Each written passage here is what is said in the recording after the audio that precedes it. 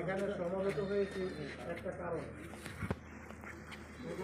এই সাইডে তো জায়গা আছে বাউল ভাই। আমাদের মায়া ভালোবাসা মহাব্বত ত্যাগ করে চলে গেছে। আর এই মায়া মহাব্বত ভালোবাসার বেড়া জালে পইরা আমরা ভারতের মালিক করে দেব।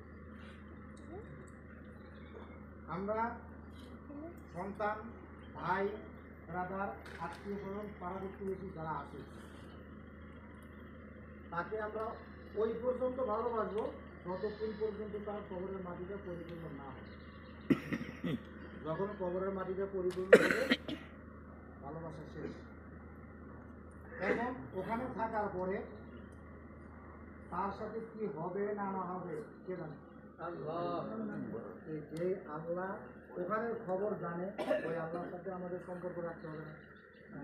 কিভাবে রাখতে হবে? মুখে বললে হবে? মুখে রাখলে তো হবে না। আজকে যাকে আমরা বিদায় দেওয়ার জন্য অসময় আমরা সমবেত হয়েছি, এখানে তো আমিও থাকতে পারি, আপনিও থাকতে পারেন, কিন্তু আল্লাহ আপনাকে আমাকে এখনো মায়া করে ভালোবেসে ন্যাক হায়াত দিছে, যাতে আপনি আরও একক নামাজ, একবার আল্লাহু আকবার, একবার সুবহানাল্লাহ বেশি করতে। এই জন্য আমাদের এমনি সময় অনেক হয়ে গেছে, আমাদের আমরা আরও অনেক ছিল, এখন আশেপাশে যারা আছে দুইটা হয়ে গেছে গা।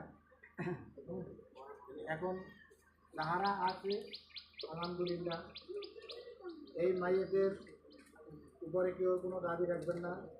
ক্ষমা করা রসুলের সুন্নাহ, সবাই সবাইকে ক্ষমা করবেন, সবাই সবাইকে ক্ষমা করবেন। আমি একজনকে ক্ষমা করলে আল্লাহ আমাকে ক্ষমা করবেন। এই জন্য সবাই মাইয়েদের জন্য দোয়া করবেন।